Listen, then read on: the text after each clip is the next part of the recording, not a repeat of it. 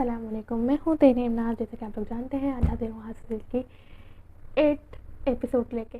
اگلی صبح وہ بہت پرسکون تھا۔ عجیب بات یہ تھی کہ وہ پرسکون ہی نہیں، غیر معمولی طور پر پرجوش بھی تھا۔ اس نے اندازہ لگانے کی کوشش کی تھی کہ وہ کتنے عرصے کے بعد ٹینا سے مل رہا تھا۔ اس نے ذہن میں سب کچھ دہرایا تھا جو اسے ٹینا سے کہنا تھا۔ اس کے بتائے ہوئے وقت پر وہ پارک پہنچ گیا تھا۔ وہ گیٹ پر اس کا انتظار کر رہی تھی۔ حدید بہت دیر تک اس کے چہرے سے نظر نہیں ہٹا سکا۔ وہ اسے لے کر ایک بینچ پر آ کر بیٹھ گئی تھی۔ میں آج تم سے سب کچھ صاف صاف کہنے آئی ہوں۔ مجھے زندگی میں کبھی بھی تم سے محبت نہیں رہی۔ تمہارا میرا تعلق نوجوانی کی بہت سی دلچسپیوں میں سے ایک تھا، یا تم یہ کہہ لو کہ تم میرے دوست رہے تھے، مگر تم کبھی بھی میرے واحد دوست نہیں رہے۔ تم نے جب مجھے پرپوز کیا، اس وقت پہلی بار میں نے سنجیدگی سے تمہارے بارے میں سوچا، مگر تب بھی مجھے تم سے محبت نہیں ہوئی۔ میں نے سوچا تم اپنا کیریئر بنا لیتے ہو تو زندگی گزارنے کے لیے ایک اچھے ساتھی ثابت ہو سکتے ہو۔ تم ایک اچھے خاندان سے تعلق رکھتے تھے، تمہارے پاس اچھی خاصی دولت تھی، ہینڈسم تھے اور ہمارے کلاس کے لڑکوں کے برعکس بہت سلجھے ہوئے تھے۔ تم فلرٹ نہیں تھے، تعلیم میں بھی بہت اچھے تھے۔ میرے پیرنٹس کے لیے تم ایک اچھی چوائس ہو سکتے تھے، مگر تب تم نے حماقتیں کرنی شروع کر دیں۔ اپنی ممی کے زخمی ہونے پر تم نے پاکستان شفٹ ہونے کا فیصلہ کر لیا۔ تم باہر کی بجائے یہاں پڑھنا چاہتے تھے۔ میں نے سوچا میں تمہیں سمجھا لوں گی، تم وقتی طور پر ایموشنل ہو رہے ہو، بعد میں ٹھیک ہو جاؤ گے، مگر ایسا نہیں تھا۔ پھر تمہارے پاپا والا حادثہ ہو گیا، تمہاری ممی پر اس معاملے میں انوالو ہونے کے الزامات لگنے لگے، اخبارات میں تمہارے پاپا کی دوسری بیوی کے بیان آنے لگے، جائیداد پر کیے جانے والے جھگڑوں کی تفصیلات اخباروں میں چھپنے لگیں، تمہاری ممی کی مختلف لوگوں کے ساتھ اسکینڈلز کی تفصیلات سامنے آ گئیں۔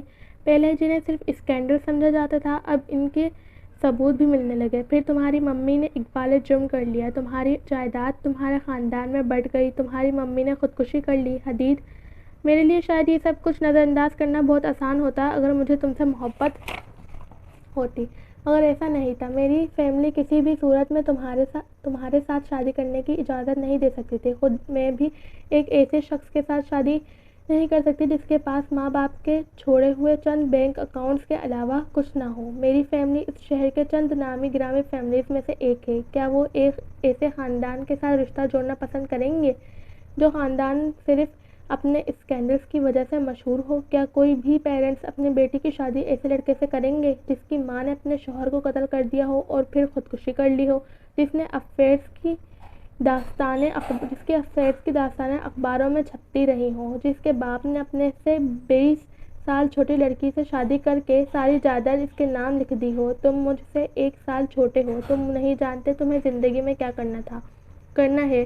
تمہاری تعلیم مکمل نہیں ہے، تمہارا کوئی بزنس نہیں ہے، تمہارے پاس خاندان کی اچھی شہرت بھی نہیں ہے، ذہنی طور پر تم فرسٹریشن کا شکار ہو۔ کیا گارنٹی ہے کہ تم زندگی میں ایک اچھے شوہر ثابت ہوگے؟ کیا گارنٹی ہے کہ تم مجھے وہ سب کچھ دے سکو گے جس کی مجھے خواہش ہے؟ میرے ماں باپ نے مجھے جتنی آسائشات دی ہیں، میں چاہتی ہوں میرا شوہر مجھے اس سے زیادہ آسائشات دے، مگر تمہارے پاس کیا ہے؟ اسٹیبلش ہوتے ہوتے تمہیں بہت سال لگ جائیں گے اور میں اتنا لمبا انتظار نہیں کر سکتی۔ تم خود کو میری جگہ رکھ کر سوچو، کیا تم ان چیزوں کو اگنور کر سکتے تھے؟ شاید اگنور کر دیتے اگر تمہیں دوسرے فریق سے محبت ہوتی، مگر میرا پرابلم یہ ہے کہ مجھے تو تم سے محبت بھی نہیں تھی، اس لیے میں نے تمہیں چھوڑنے کا فیصلہ کیا۔ میرے پیرنٹس میری انگیجمنٹ کر چکے ہیں، اس مہینے کے آخر میں میری شادی ہے، میرا فیانسے آئی اسپیشلسٹ ہے۔ تم چاہو تو ایک اچھے دوست کی طرح شادی میں شرکت کر سکتے ہو، ورنہ خدا حافظ۔ امید ہے آج کے بعد تم اپنے وعدے کے مطابق دوبارہ کبھی مجھ سے رابطہ کرنے کی کوشش نہیں کرو گے۔ وہ اٹھ کر چلی گئی تھی۔ حدید نے اسے بھی جاتے دیکھا تھا، ہمیشہ کے لیے۔ اس نے تب تک اس پر نظریں جمائے رکھی تھی جب تک وہ نظر آتی رہی تھی، پھر وہ نظروں سے اجھل ہو گئی تھی۔ اس نے اپنے چہرے کو ہاتھوں میں ڈھانپ لیا تھا۔ ٹینا کے لفظ کوڑے بن کر اس کے ذہن پر اور جسم پر برس رہے تھے۔ تمہارا باپ، تمہاری ماں، تمہارا خاندان۔ وہ حیران تھا کہ وہ خود اپنے لباس پر لگے ہوئے یہ سارے داغ کیسے بھول گیا تھا۔ 19 سال ایک بے داغ زندگی گزارنے کے بعد بھی میں اس ایک لڑکی کے لیے بھی قابل قبول نہیں ہوں جس سے میں محبت کرتا ہوں۔ وہ بھی مجھے اس چشمے سے دیکھ رہی ہے جس سے دنیا دیکھتی ہے۔ باعزت ہونے کے لیے میرا باکردار ہونا ضروری نہیں ہے، میرا ماں باپ کا باکردار اور دولت مند ہونا ضروری ہے۔ محبت کرنے کے لیے کا ایثار، قربانی، صبر اور برداشت ضروری نہیں ہے، میری ڈگری اور کیریئر ضروری ہے۔ خدا کے نزدیک سب سے اچھا وہ ہے جو سب سے زیادہ متقی ہے، مگر خدا اس تقویٰ والے کے ساتھ کیا سلوک کرتا ہے؟ اور اب یہاں سے مجھے حدید بن کر واپس نہیں جانا ہے، مجھے اب کچھ اور بن کر کہیں جانا ہے۔ مگر اگر میرے مذہب کا خدا مجھے ٹھکرا رہا ہے تو میں کسی اور مذہب کے خدا کو ڈھونڈ لوں گا، ایسے خدا کو جو میری بات سنتا ہو، جس کے پیغمبر کے لیے میرے آنسو ہوں، میری پانی نہیں، جس کے لیے میں انسان ہوں، کیڑا نہیں۔ اگر سکون مذہب بدلنے میں ہے تو میں مذہب بدل لوں گا۔ اس نے غم و غصے کے عالم میں اپنے چہرے سے ہاتھ ہٹا لیے تھے۔ اپنے سے کچھ فاصلے پر پارک کے روش پر اس نے ہیبٹ میں ملبوس ننز کا ایک گروپ دیکھا تھا۔ وہ جان گیا تھا اسے کیا کرنا تھا۔ بے اختیار وہ اپنی جگہ سے اٹھ کر ان لوگوں کی طرف بڑھ گیا تھا۔ باب نمبر 3۔ وہ خاموش ہو گیا تھا۔ اس نے حدید کے چہرے سے نظریں ہٹا لی تھیں۔ اب یہ کون ہے؟ یہ تو آپ لوگ جانتے ہیں، کرسٹینا اور حدید بیٹھے جب باتیں کرتے تھے نا وہاں چرچ کے باہر، تو یہ وہاں کی بات اب ختم ہوئی ہے، اس نے ساری کہانی بتا دی۔ دھند بہت گہری ہو گئی تھی۔ کیتھیڈرل کے اوپر لگا ہوا جگمگاتا ہوا ہولی کراس اب نظر نہیں آ رہا تھا۔ دھند نے اسے نظروں سے اوجھل کر دیا تھا۔ اس نے اسے ڈھونڈنے کی کوشش نہیں کی تھی۔ چرچ میں اب بہت خاموشی تھی۔ پہلے والا شور بہت کم ہو چکا تھا۔ سروس بہت دیر کی ختم ہو چکی تھی اور اب دور پارکنگ سے گاڑیاں نکالنے کی ہلکی ہلکی آوازیں سنائی دے رہی تھیں۔ وہ دونوں چپ چاپ بینچ پر بیٹھے ہوئے تھے۔ دونوں سوچ رہے تھے، ایک ماضی کے بارے میں، دوسرا مستقبل کے بارے میں، اور حال سے دونوں بے خبر نظر آ رہے تھے۔ مجھے نہیں پتا محبت کیا ہوتی ہے، اسے کس طرح ڈیفائن کرتے ہیں، کس طرح وضاحت کرتے ہیں، میں یہ سب نہیں جانتا، لیکن میں یہ ضرور جانتا ہوں کہ میں نے خدا سے بہت محبت کی ہے، اتنی محبت جتنی میں کر سکتا تھا۔ کرسٹینا نے ایک طویل خاموشی کے بعد اپنا بایاں جانب اس کو بولتے سنا تھا۔ گردن موڑ کر اس نے حدید کا چہرہ دیکھا تھا۔ وہ کیتھیڈرل کے اوپر لگے ہوئے کراس کو دھند میں تلاش کرنے کی کوشش کر رہا تھا۔ لیکن میرے پیرنٹس کی طرح خدا کے پاس بھی میرے لیے وقت نہیں ہے۔ میں نے جب بھی اس سے دعا کی ہے مجھے کچھ نہیں ملا۔ پچھلے 18-19 سال میں نے ایک جہنم میں گزارے ہیں۔ ہر دن میں خدا سے دعا کرتا تھا، اس سے درخواست کرتا تھا کہ وہ ہمارے گھر کو ٹھیک کر دے، سب لوگوں کے گھروں کی طرح میرے پیرنٹس ایک دوسرے کے ساتھ خوش رہنا سیکھ لیں، میرے لیے ان کے پاس کچھ وقت بچ جائے، مگر کچھ بھی نہیں ہوا، مجھے کچھ نہیں ملا۔ جب ممی اور پاپا کی ڈائیورس ہونے والی تھی تو میں نے خدا سے دعا کی تھی کہ ایسا نہ ہو، وہ کبھی الگ نہ ہو، مگر ڈائیورس ہو گئی۔ جب پاپا پر حملہ ہوا تب میں نے دل سے خدا کو پکارا تھا، کہا تھا کہ پلیز میرے پاپا کو بچا لو۔ میری دعا قبول نہیں ہوئی۔ میں نے دعا کی تھی کہ ممی کو سزا سے بچا لو، انہیں کچھ نہ ہو، وہ میرے پاس آخری رشتہ تھی، مجھے ان سے محبت تھی، مگر کچھ نہیں ہوا۔ میری کوئی دعا ان کے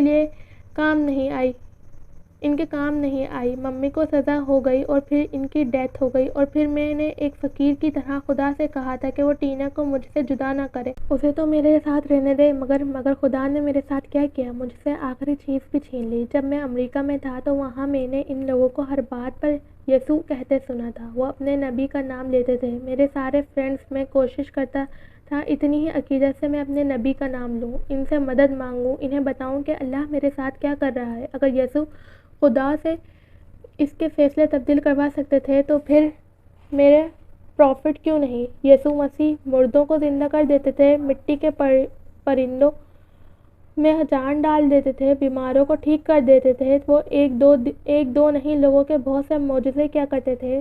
میں نے سوچا میرے نبی میرے لیے یہ سب کیوں نہیں کرتے، جبکہ میں ان سے محبت کرتا ہوں، سب کچھ انہی کے بتائے طریقے سے مانگ رہا ہوں، پھر بھی ان کے نزدیک میں کچھ بھی نہیں، میری کوئی اہمیت نہیں ہے۔ کوئی آخر کتنی بار ٹھکرایا جائے، اور یقین کرو مجھے واقعی ہر بار لیٹ ڈاؤن کیا گیا ہے، ہر بار مجھے مایوس کیا گیا ہے۔ کوئی بھی شخص اپنے مذہب کو معمولی باتوں پر تو نہیں چھوڑتا، کچھ نہ کچھ تو ایسا ضرور ہوتا ہے جو آپ کو کہیں اندر سے ہرٹ کرتا ہے، اور میں اندر سے ہرٹ ہوا ہوں، ایک بار نہیں کئی بار۔ میرا ہاتھ اتنی بار جھٹکا گیا ہے کہ اب میں نے ہاتھ بڑھانا ہی چھوڑ دیا ہے۔ مذہب مشکل وقت میں آپ کا سہارا ہوتا ہے، مگر یہ مشکل وقت میں بھی سہارا نہیں بن سکتا، تو پھر ایسے مذہب کا کیا فائدہ؟ پھر میں تو خدا کے بنائے ہوئے 2 مذہب میں سے ایک کا انتخاب کر رہا ہوں، کوئی غلط کام تو نہیں کر رہا؟ وہ اب اس سے سوال کر رہا تھا۔ وہ بھیگی آنکھوں سے اسے دیکھتی جا رہی تھی۔ اگر میں کہوں ہاں تو؟ حدید نے بے یقینی سے اسے دیکھا تھا، شاید وہ اس جواب کی توقع نہیں کر رہا تھا۔ میں تمہارے بارے میں کچھ نہیں جانتا، مجھے نہیں پتا تم کیسی زندگی گزار رہی ہو، مجھے یہ بھی پتا نہیں کہ تم نے کبھی کسی سے محبت کی ہے یا نہیں، مگر میں نے اپنی ساری زندگی دوزخ میں گزاری ہے، ایسی دوزخ جس میں مجھے میری کسی غلطی کی سزا کے طور پر نہیں ڈالا گیا تھا۔ جب آپ دوزخ میں ہوں تو پتہ ہے زندگی کی سب سے بڑی خواہش کیا ہوتی ہے؟ صرف ایک ہلکی سی معمولی سی ٹھنڈک کی۔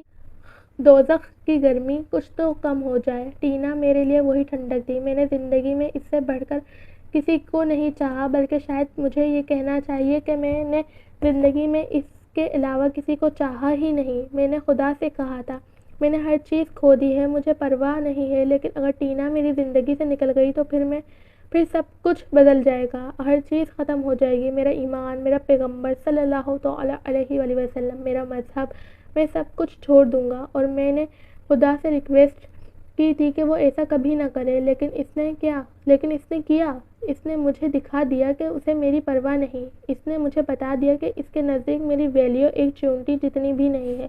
تم مجھے بتاؤ، میری جگہ اگر تم ہو تو تم کیا کرو گی؟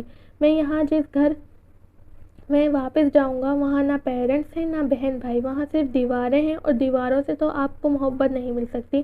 دنیا میں کوئی ایک شخص نہیں ہے جس کو مجھ سے محبت ہو، جس کے لیے میرا وجود کوئی معنی رکھتا ہو، جو میری پرواہ کرتا ہو۔ دنیا میں کتنے بلین لوگ ہیں، ان میں سے ایک کو بھی حدید نام کے اس شخص کے وجود کی ضرورت نہیں ہے۔ تم کبھی اندازہ لگا سکتی ہو، جب میں لوگوں کا ہجوم ہر جگہ دیکھتا ہوں تو میرا دل کیا چاہتا ہے؟ میرا دل چاہتا ہے ان میں کوئی میرا نام پکارے، کسی کے چہرے پر مجھے دیکھ کر مسکراہٹ آ جائے، مگر مجھے کوئی جانتا ہے نہ پہچانتا ہے۔ محبت تو بہت دور کی بات ہے، میں چرچ جانا شروع نہ کرتا تو میں پاگل ہو جاتا یا پھر خودکشی کر لیتا۔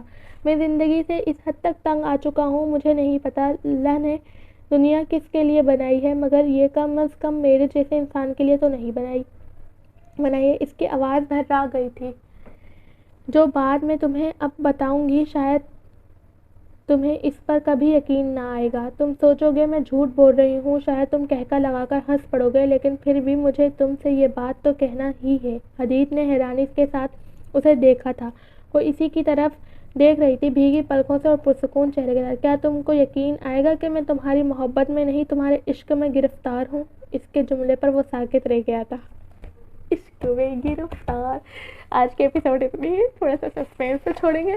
امید ہے آپ لوگوں کو یہ ایپیسوڈ پسند آئے گی، اور آنے والی ایپیسوڈ آئی تھنک انٹرسٹنگ ہو کافی آپ لوگوں کے لیے، تو پسند آئے تو لائک کریں، کامنٹ کریں اور شیئر کیجیے گا، اور تب تک کے لیے سب کو میرا اللہ حافظ۔ امید